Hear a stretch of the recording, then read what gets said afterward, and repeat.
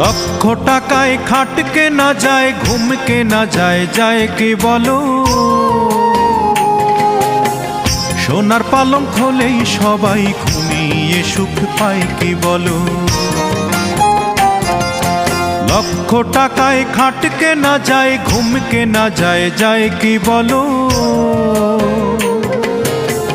সোনার পালঙ্ক হলেই সবাই ঘুমিয়ে সুখ পায় কি বলো? সোনার পালঙ্ক হলেই সবাই ঘুমিয়ে সুখ পায় কি বলো?